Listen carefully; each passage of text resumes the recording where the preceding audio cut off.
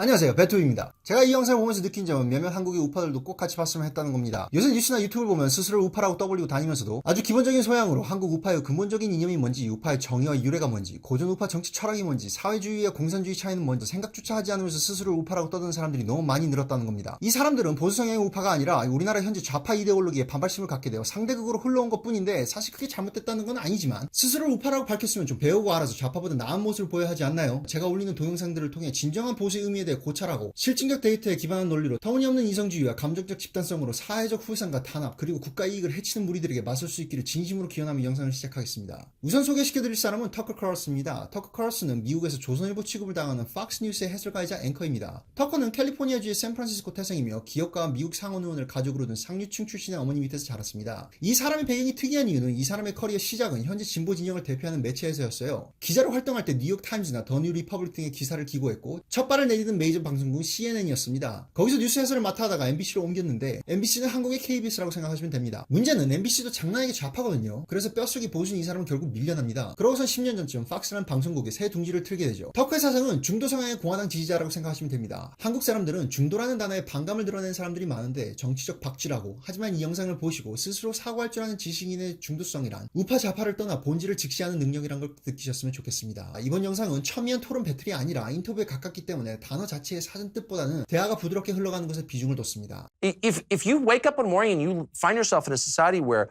23-year-olds with 4-year college degrees and like initiative who aren't smoking weed every day, if they can't make enough to buy a car, much less a home, much less get married, much less have children, then why should you be surprised when half of them say they prefer socialism? Well, You should not be surprised. I agree to a certain extent. I think that the question is when the pedal hits the metal. Like you talk in the book about technology and how it's shifting and taking away jobs from folks. And you Yes. make specific reference to truck driving and the fact that there are going to be these automated cars on the roads. So would you, Tucker Carlson, be in favor of restrictions on the ability of trucking companies to use this sort of technology specifically to, sort of artificially maintain the number of jobs that are available in the trucking Are industry? you joking? In a second. In a second. In other words, if I were president, what I say to DOT, to Department of Transportation, we're not letting driverless trucks on the road, period. Why? Really simple. Driving for a living is the single most common job for high school educated men in this country, in all 50 states. By the way, that's the same group whose wages have gone down by 11% over the past 30 years. The social cost of eliminating their jobs in a 10-year span, 5-year span, 30-year span is so high that it's not sustainable. So the greater good is protecting your citizens from, look, capitalism is the best economic system I can think of, I think that anyone's ever thought of, but that doesn't mean that it's a religion and everything about it is good. No, but There's no Nicene Creed of capitalism that I have to buy into. What I care about is living in a country where, decent people can live happy lives, actually. And so, no, I would say immediately, no, are you joking? And I maybe would make up some pretext for public consumption, like, oh, they're dangerous. The technology is not quite finessed. No. But the truth would be, I don't want to put 10 million men out of work because you're going to have 10 million dead families, and the cascading effect from that will wreck your country. So I'm going to ask about the limiting principle there in just a second. So back to the technology question. So it's fascinating to me that you're so willing to restrict technology in this particular area, not because it's not a justifiable policy. Not willing. I would Eager be to, yeah. thrilled So to do that. 제가 영상을 좀 끊어서 불편하다고 하신 피드백이 있어 최대한 자제를 했는데, 이런 부분은 꼭 짚고 넘어가 드려야 할 것 같아서 해석을 첨언합니다. 사실 이런 주제에 관심이 있음에도 불구하고 듣다 보면 귀뚱만 맴도는 이유 중에 하나는 아마도 개념들의 의미나 흐름의 뉘앙스를 이해하지 못해서가 아닌가 싶은데, 이해를 도와드리자면 방금 터커와 샤피로에 대한 꽤나 흥미로운 점이 하나 있어요. 우선 지금까지 터커의 발언은 지극히 사회주의적입니다. 터커는 자본주의가 무슨 종교라도 되냐, 나이슨 크리드가 있어서 맹신해야 하는 거냐라는 식으로 반문하죠. 나이슨 크리드는 한국어로 니케아 신경인데, 천주교, 개신교 등 모든 기독교 관련 종교 집단의 시주세격인 니케아 공의회에서 취합하고 있는 편찬한 기독교 핵심 교리입니다. 여튼 기술의 발전을 반대하는 노동계층이 표면으로 부각되고 조직적으로 움직여서 사회적 반향을 일으킨 전례는 18세기까지 거슬러 올라가는데, 그런 운동을 러다이즘이라고 부르고 그런 운동가들을 러다이츠라고 합니다. 그리고 이런 운동의 무대는 훗날 사회주의의 온상이 됩니다. 앞으로 나올 표현이니 기억하시길 바라고요. 샤피로가 You're willing to restrict 라고 한 것에 대해 터커가 No, not willing 이라고 하자 샤피로는 웃으면서 Okay, eager to 라고 정정하는데, 알고 보니 터커는 eager보다 더 더욱 강한 표현을 원했던 거였어요. thrilled라고 하죠. 여튼 우파끼리의 대화를 풀어나가고 싶던 샤피로를 좀 곤란하게 하는 터커의 태도가 참 흥미롭습니다. 추가로 벤은 이제 터커에게 이 리미팅 프린시플이란 것에 대해서 질문을 할 겁니다. 리미팅 프린시플의 개념은 한국어로는 생소하실 텐데 짧게 줄여서 의역하면 원칙적 제한입니다. 쉬운 예로 한국의 적용을 설명해드리자면 문재인이 유치원 원장들의 재산을 국가 소유로 만들려 한다는 주장이 있죠. 문재인 정권의 이런 시도는 대한민국 헌법의 리미팅 프린시플 몇 가지 위배되는데 그게 바로 재산권 보장과 관련된 과잉금지 원칙이죠. 어떤 아이디어의 타당성의 한계를 정의하는 최고 원칙이라고 생각하시면 됩니다. What's the limiting principle? Because obviously jobs are lost in industries through creative destruction and have been for the entire time the free market has existed. Right? I mean, wheelwrights lost their jobs when the automobile was Right. created. What's to prevent this principle that you're speaking up from just becoming Ludditism? That technology is destroying jobs. Well, I don't think this frees Ludditism technology. is insane. I mean, there were massive costs to the Industrial Revolution. Half But the you say you're a world fan of capitalism and development. I am. We wouldn't I have all am, the cool but stuff we have, right? I mean, maybe, yeah. Well, look, I'm for capitalism. I'm for machines. right. You know, they all but guarantee I'll live way longer than my great-grandparents. I get it. I'm for machines, okay?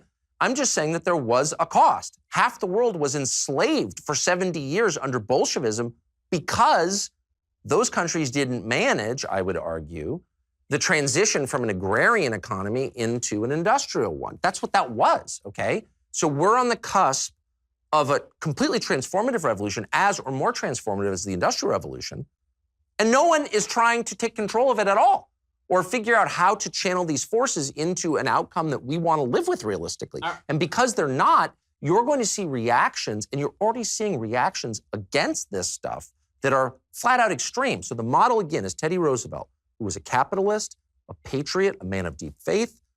He was not anti-business, and yet he restrained American businesses. He broke them up and was hated for doing it in the service of a higher goal, which was a stable, happy country where the traditions could be preserved. If he didn't do that, you know, there's no telling like what would have happened to the wobbly, you know, the IWW or whatever. We could have gone in a totally different direction. I mean, so I will admit I'm not a Teddy Roosevelt fan, and I would have opposed the trust busting. But when it comes to the sort of politics we're talking about, I guess my major question is it a contributing factor to societal unrest to tell people that politics is to blame for the problem? Are we edging on political messianism? The idea that if we just change a couple of policies Yes. here or there, Yes. then we'll be able to fix everything. When the reality is that, as you talk about a little bit in the book, what we may be suffering from is an actual spiritual malaise. And maybe economics has something to do with it. I would argue that it has a lot more to do with a generalized move away from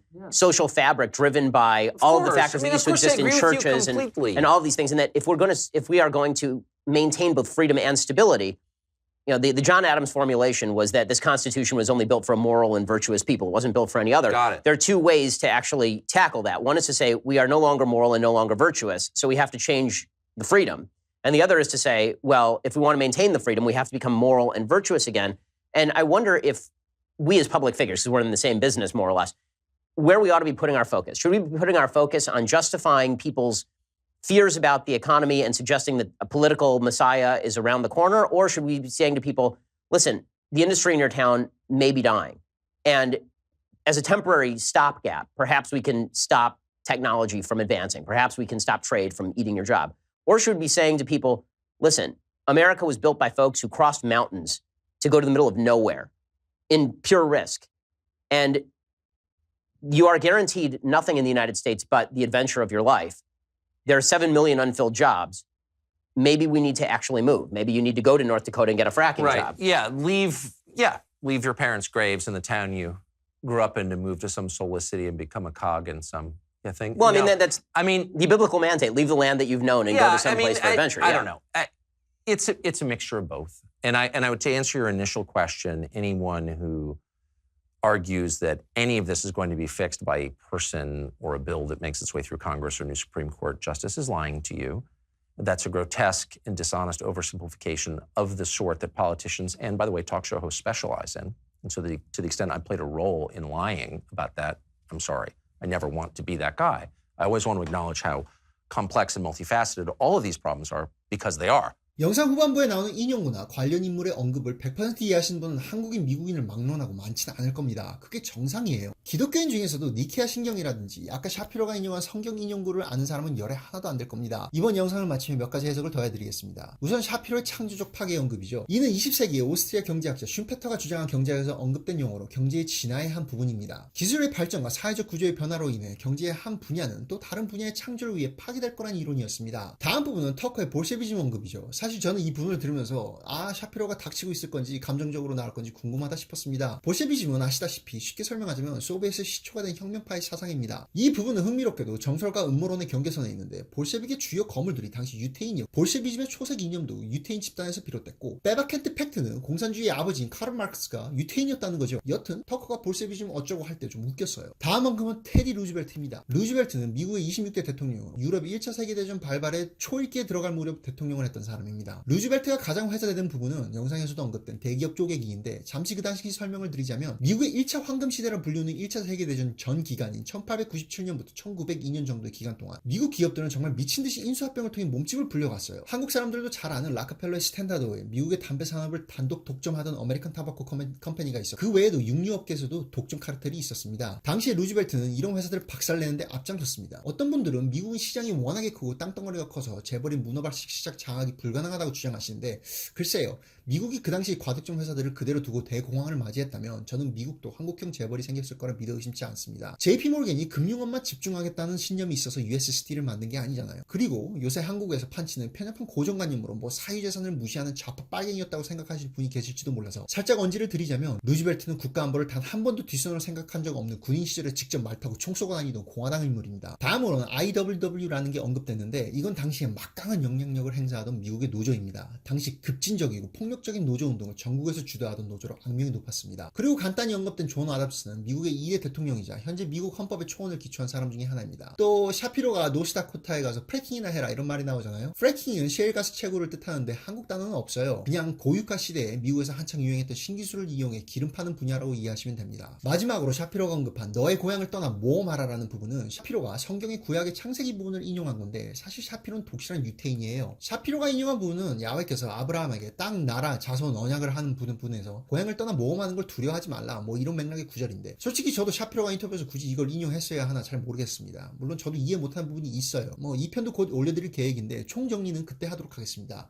우파 좌파를 막론하고 조금이라도 배우고 느끼신 점이 있으셨다면 보람됐다 생각합니다.